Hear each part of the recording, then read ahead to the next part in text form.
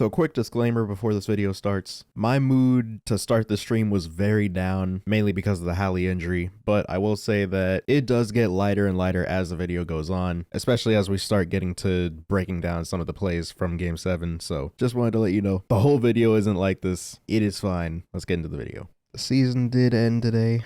The OKC Thunder are your 2025 NBA champs, as many of us called pretty much in the off season. Now, the way that they got here was not really anticipated by any of us in terms of how much they would actually be challenged. They still did it. They still got it done. Everything that we had talked about with this team in terms of like what their identity was in defense and just hounding the ball, playing passing lanes, all of that still held up. But I would be lying if I said that I was really excited, which is kind of unfortunate because I feel like I've been one of the dudes that's been like, or at least like on the side of this team is actually good rather than just trying to write them off as like a 2015 Hawks clone or any other random just non-contender in disguise. But yeah, man. Haliburton lines up a long three-pointer. Got it. Haliburton launches another one. Puts it in. Back-to-back three. Williams tips it, but Catherine right there to pick it up.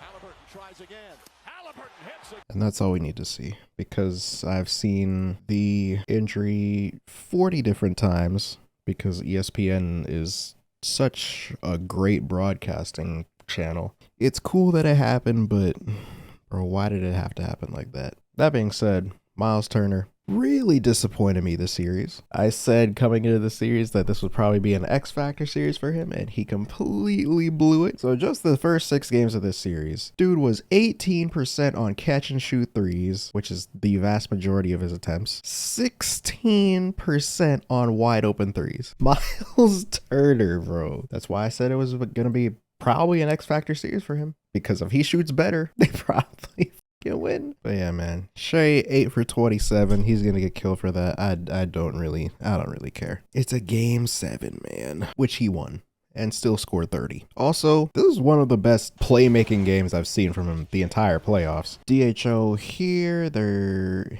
Shea comes off. They're gonna trap this. So now iHeart is rolling. Obi has to pick this up. Now there's nobody left for Alex Caruso. That is just an open three.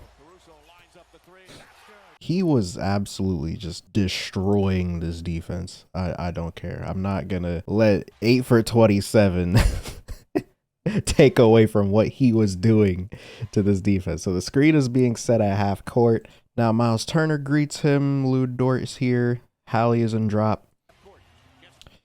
So because there's this opening created from having 2 out top at half court, Obi Toppin has to drop to take away this Lou Dort lob pass, which is probably what it was going to be. Alex Caruso gets another wide open 3.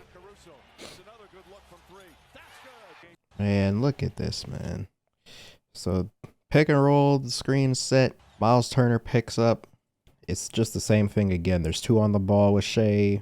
Someone has to take away the roller, and someone's open this, or someone's going to be open. Well, this is really because he went to that spin move again, so Nembhard was trying to catch him off guard.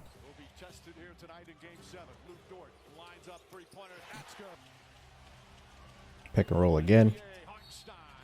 Crazy finish.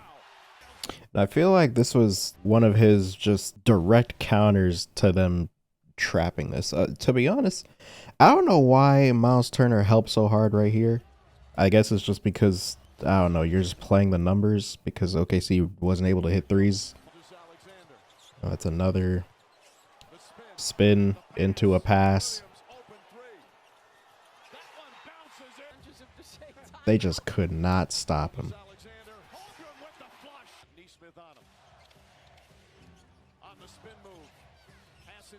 My God, bro, this pass is crazy. Neesmith here. Siakam helping in the gap. Spin move. Nembhard comes again on that double. Kaysen's wide open under here.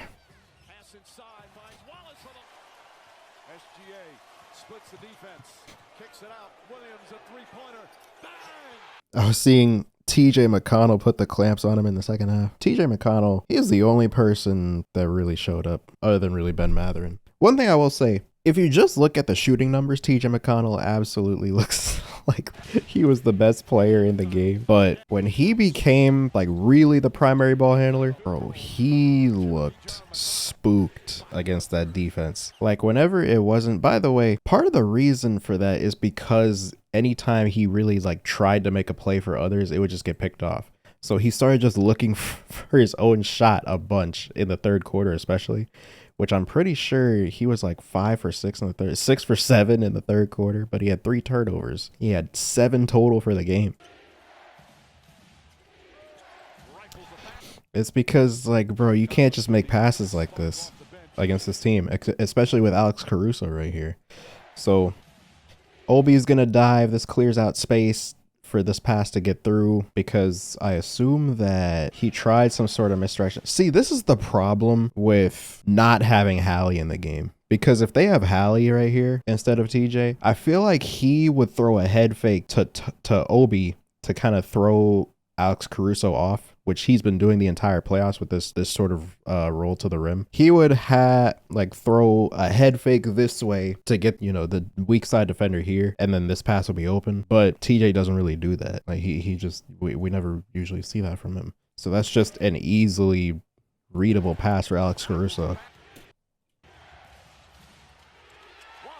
He got trapped also in this sort of half court line, out of bounds line area a lot, and I feel like that's also something that they were struggling with. You see, here he goes again. Got trapped at half court.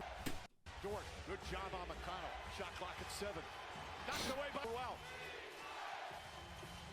McConnell. This just looks like he just doesn't know what to do here. It looks like he's gonna have another layup, which I think he's like 4 for 4 in the quarter at this point, with Shea diving and Chet diving. I feel like he sees Miles Turner, but he also sees Ben Mathurin in the corner here. So really, I feel like this should have been a pass to either Mathurin, or he should have tried to hit Nembhard out here, although I do think that that earlier pass that got tipped from Caruso was on his mind when he sees Lou Dort right here, so I don't think that he would be comfortable throwing that pass either way. And so that just ends up in a like really awkward handoff that doesn't even get there. Or they trap it, actually, because he doesn't even use the screen. And so yeah, he gets trapped at half court again. Amen. I'm walking out of here with something. His performance as the like primary playmaker against this OKC team, I feel like people are gonna have a much greater appreciation for what Tyrese Haliburton actually does for this team, because dog, he did not look like this. The only game in this series that Hallie even looked close to this was game 1. He doesn't do anything like spectacular, and I feel like that's the reason why people don't really like fuck with him as much. How many turnovers did he average in the finals? He averaged 3 turnovers to 6 assists, which, I mean, considering the team that he's playing against, I will take that. Honestly, that game 4 is going to haunt the city of Indiana for many, many years. They should have went up 3-1. They should have closed out in game 6. Take a good look, chat, because this is the last time we're going to see this dude until the year 2027, which is very fucked up. This whole Achilles nonsense that's been happening this season, like I don't, it's like that's a whole other conversation on its own. This dude tore his Achilles in November. James Wiseman on this team tore his Achilles. Tyrese Haliburton tore his Achilles. Jason Tatum, Damian Lillard, and I think 8 total suffered a torn Achilles this year. I don't remember who the other 3 were, but those 5 I know for sure. James Wiseman, Isaiah Jackson, Tyrese Haliburton, Damian Lillard, Jason Tatum. Another thing I will say about this, all of this chatter about, oh, look at how he's moving. Look at how he's moving, bro. He's not really hurt, bro. He was faking it, bro. They just made up an injury, man. I'm so smart. I figured it out. You happy? Are you happy? The pace is definitely something to consider. Also, Dame is just old, or he's older, and he was like out for a while. So that was like his contributing factors. Bro, Jason Tatum and Tyrese played in the Olympics, and I feel like every time somebody plays in the Olympics, they have some sort of injury the next season. Either that or like some sort of deep playoff run. Jason Tatum not only played in the Olympics, played into June into the finals. Kyrie Irving too, but Kyrie's was more of like a freak accident. He just stepped wrong. Bro, Kyrie is oh my god, bro. They're playing like Tyrese and Jason Tatum specifically were just playing way more games than a lot of other people. Another thing I will say, this might be the last time you ever see somebody play on a calf strain. I'm not gonna lie. Like, I don't know, like, what trainers and, like, medical staffs are gonna start doing in terms of, like, the protocol for a calf strain or calf injury of any kind. But, like, this is alarming.